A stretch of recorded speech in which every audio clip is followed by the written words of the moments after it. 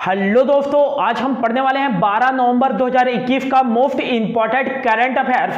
तो लास्ट तक बने रहिएगा। यदि अच्छा लगे तो चैनल को सब्सक्राइब जरूर कर लीजिएगा। तो चलिए स्टार्ट करते हैं।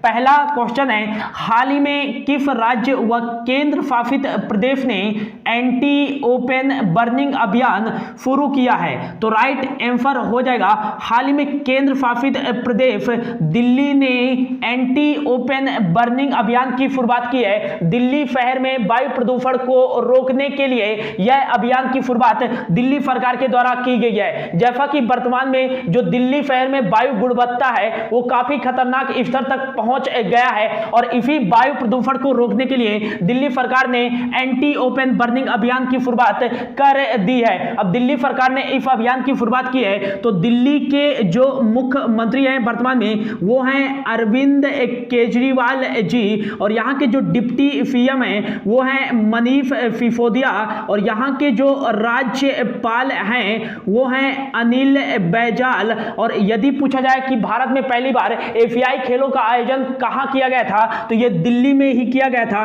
कब किया गया था? तो 1951 में। और भारत में दूसरी बार एशियाई खेलों का आयोजन कब किया गया था? तो ये 1982 में किया गया था, दिल्ली में ही आयोजित किया गया था। हाल ही में दिल्ली के मुख्यमंत्री के द्वारा मुख्यमंत्री कोविड-19 परिवार आर्थिक सहायता योजना की शुरुआत की गई है। हाल ही में देश का पहला स्मॉग टावर का उद्घाटन कहाँ किया गया है? तो देश के पहले स्मॉग टावर का उद्घाटन यह दिल्ली में ही किया गया है। देशभक्ति पाठ्यक्रम की शुरुआत दिल्ली सरकार के द्वारा ही की गई है और देशभक्ति पार्क की स्थापना दिल्ली सरकार के द्वारा ही की गई है। और हाल ही में देश का मेंटर्स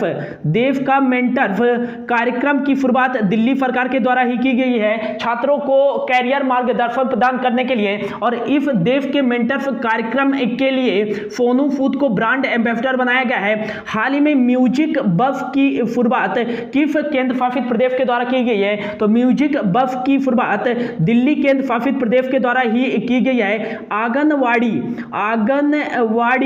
ऑन व्हील्स पहल की शुरुआत हाल ही में दिल्ली सरकार के द्वारा ही की गई है। नेक्स्ट याद रखिएगा कि जो भारत का पहला सहकारिता शिखर सम्मेलन आयोजित किया गया है यह दिल्ली में ही आयोजित किया गया है। और हाल ही में दिल्ली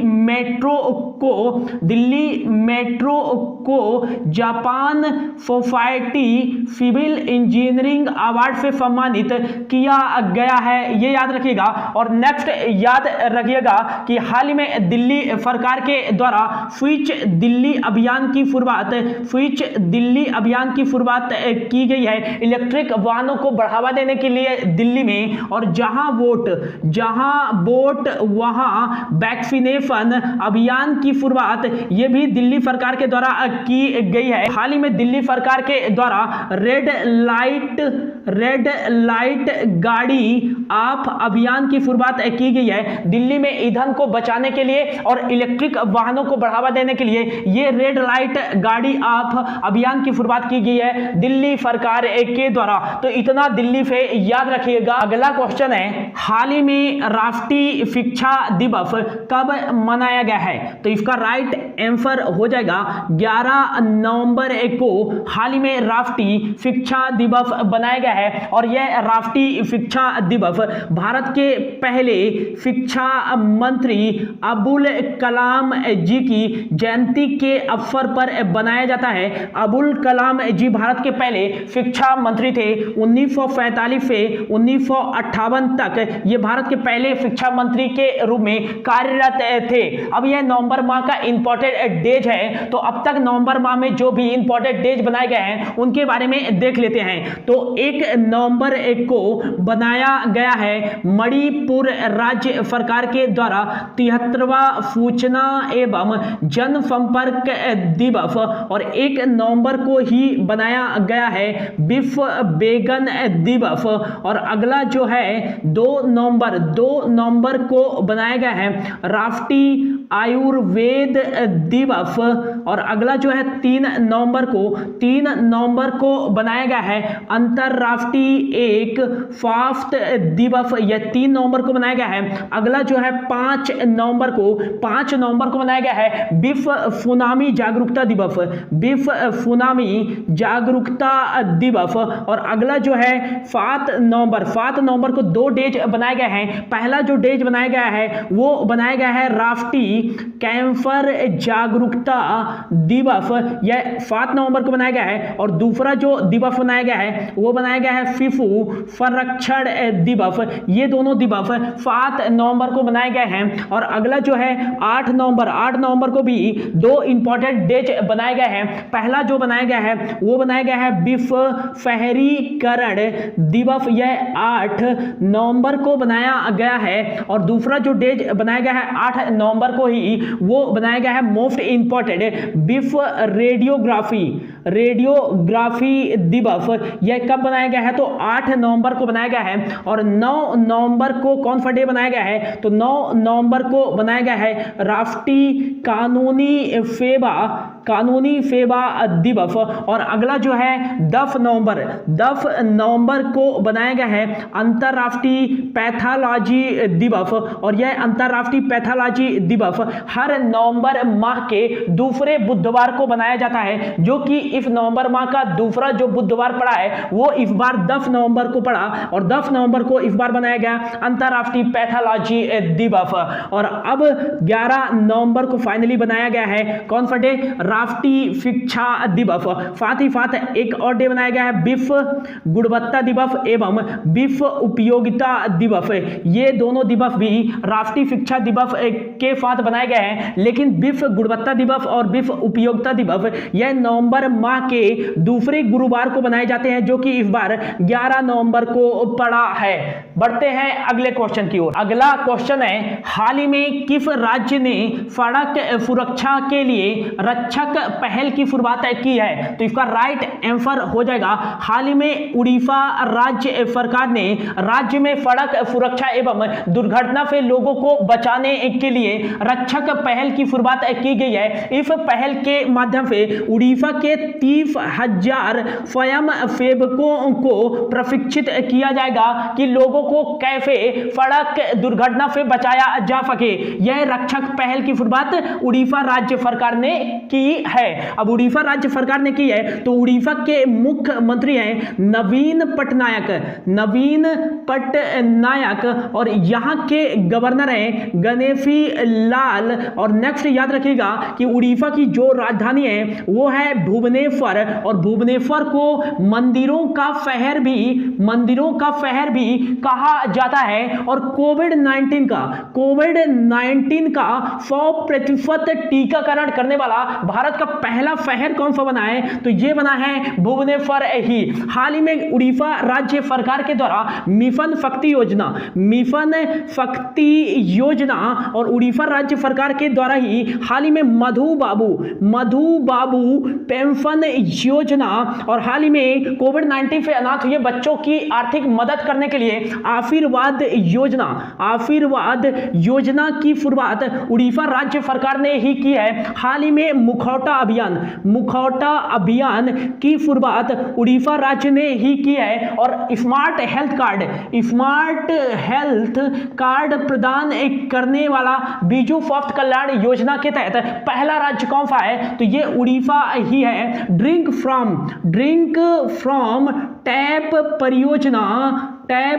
परियोजना लॉन्च करने वाला भारत का पहला शहर कौन सा है तो ये उड़ीसा का ही शहर है पुरी, ये याद रखिएगा। और भारत का पहला फायर पार्क की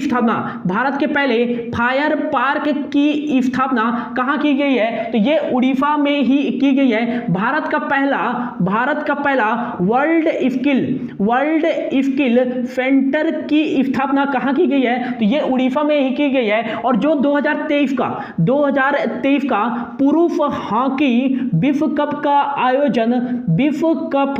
का आयोजन किया जाएगा, ये कहाँ किया जाएगा तो ये उड़ीसा के भुवनेश्वर एवं राउरकेला में आयोजित किया जाएगा 2023 का पुरुष हॉकी विश्व कप। हाल ही में राजा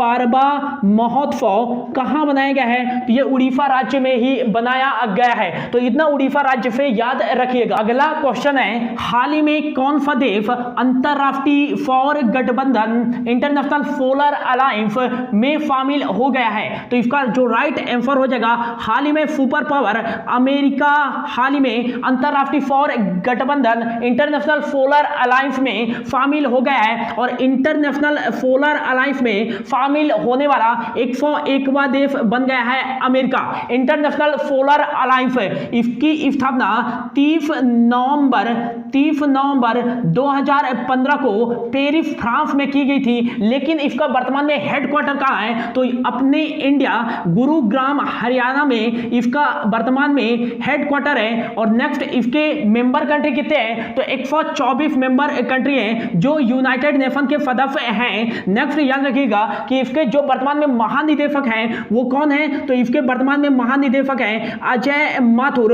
और यदि पूछा जाए कि इंटरनेशनल सोलर अलायंस की स्थापना किन दो देशों के द्वारा की गई थी? तो यह भारत और फ्रांस के द्वारा संयुक्त रूप से इंटरनेशनल सोलर अलायंस की स्थापना की गई थी। अब अमेरिका 101वां देश बना है, तो अमेरिका की जो राजधानी है वो है वाशिंगटन डीसी। और डीसी का जो मतलब होता है वो होता है डिस्ट्रिक्ट ऑफ कोलंबिया। और नेक्स्ट जो है यहाँ के 46वें नंबर के जो राष्ट्रपति हैं वो है जॉय बाइडेन। और नेक्स्ट याद रखिएगा कि यहाँ के 49वें नंबर की वाइस प्रेसिडेंट है कमला हैरिस। जिस प्रकार अपने देश में लोअर हाउस को लोकसभा और अपर हाउस को राज्यसभा कहा जाता है, ठीक उसी प्रकार अमेरिका में अपर हाउस को सीनेट कहा जाता है और लोअर हाउस को हाउस ऑफ रिप्रेजेंटेटिव कहा जाता है। भारत और अमेरिका के बीच में वज्र प्रहार एक्सरसाइज और Cope India exercise, Malabar exercise 4 देशों के बीच में इंडिया, अमेरिका, ऑस्ट्रेलिया और जापान के बीच में एक किया जाता है। टाइगर ट्रंप एक्सरसाइज का आयोजन भारत और अमेरिका के बीच में किया जाता है। अगला क्वेश्चन है, हाल ही में किस देश से 18वीं शताब्दी की देवी अन्नपूर्णा की मूर्ति प्राप्त की गई है? तो इसका जो राइट आंसर हो जाएगा, हाल ही में कनाडा देश से 18वीं शताब्दी की देवी अन्नपूर्णा की मूर्ति प्राप्त की गई है। यह देवी अन्नपूर्णा की मूर्ति 100 साल पहले वाराणसी से चोरी कर ली गई थी, लेकिन अब यह मूर्ति फिर से बरामद कर ली गई है कनाडा के द्वारा।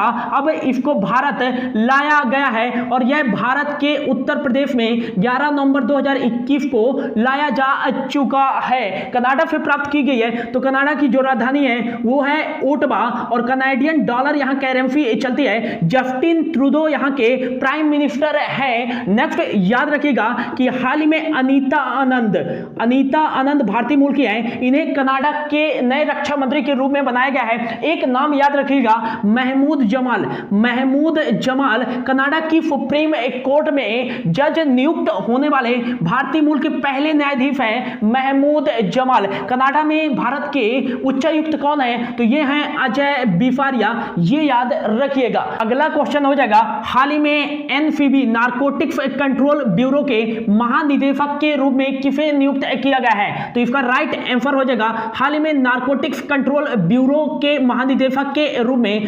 सत्यनारायण प्रधान जी को नियुक्त किया गया है। अब यह 31 अगस्त 2024 तक के लिए इन्हें नियुक्त किया गया है एनसीबी के महानिदेशक के रूप में। एनसीबी की स्थापना 1986 में की गई थी और इसका हेडक्वार्टर नई दिल्ली में है और यह होम मिनिस्ट्री के अंतर्गत कार्य करता है। हाल ही में आर हरि कुमार को नौसेना प्रमुख के रूप में नियुक्त किया गया है और अतुल करवाल को एनडीआरएफ के महानिदेशक के रूप में नियुक्त किया गया है। और हाल ही में फील वर्धन सिंह जी को सीआईएसएफ के महानिदेशक के रूप में नियुक्त किया गया है। अगला क्वेश्चन है, हाल ही में ग्लोबल ड्रग्स पॉलिसी इंडेक्स 2021 में भारत की रैंक क्या है? तो राइट आंसर जगह भारत की रैंक है 18वीं आउट ऑफ 30 कंट्री में। ग्लोबल ड्रग्स पॉलिसी इंडेक्स 2021 में इंडिया की रैंक 18वीं आई है और स्कोर जो है इंडिया का वो आउट ऑफ 100 में 46 स्कोर है। फर्स्ट पे जो कंट्री है वो है नॉर्वे और सेकंड पे है न्यूजीलैंड और थर्ड पे है पुर्तगाल और लास्ट जो कंट्री है वो है ब्राजील, 30वें नंबर पर है ग्लोबल ड्रग्स पॉलिसी इंडेक्स 2021 में। अगला क्वेश्चन है, हाल ही में कैबिनेट के द्वारा 15 नवंबर को कौन सा दिवस दिवस बनाए जाने की घोषणा की गई है। तो राइट आंसर हो जाएगा जनजाति गौरव दिवस बनाए जाने की घोषणा 15 नवंबर को की गई है कैबिनेट के द्वारा। जो आदिवासी स्वतंत्रता सेनानी हैं उनके बारे में आने वाली पीढ़ी को बताने के लिए यह जनजाति गौरव दिवस बनाया जाएगा हर साल 15 नवंबर को, और यह बिरसा मुंडा जी के जयंती के अवसर पर ही बनाया जाएगा। अगला क्वेश्चन है, हाल ही में किस देश ने COP26 में ई अमृत पोर्टल लॉन्च किया है? तो इसका राइट आंसर हो जाएगा हाल ही में अपना देश भारत ने COP26 सम्मेलन जो कि हाल ही में ग्लासगो स्कॉटलैंड में आयोजित की जा रही है, और इसी सम्मेलन में ई अमृत पोर्टल लॉन्च किया गया है भारत के द्वारा। यह इलेक्ट्रिक वाहनों के बारे में संपूर्ण जानकारी प्रदान करेगा। ई अमृत पोर्टल, ई अमृत पोर्टल की बात करें तो इसको यूके यूनाइटेड किंगडम के सहयोग से नीति आयोग के द्वारा विकसित किया गया है। COP26 कॉन्फ्रेंस ऑन पार्टीज इसका फुल फॉर्म हो जाएगा, और इसका आयोजन जो 2021 का आयोजित किया जा रहा है वो ग्लासगो स्कॉटलैंड में आयोजित किया जा रहा है। तो ये था दोस्तों आज का करंट अफेयर्स। होप आपको अच्छा लगा होगा तो प्लीज चैनल को सब्सक्राइब जरूर कर दीजिएगा। Thank you so much for your watching.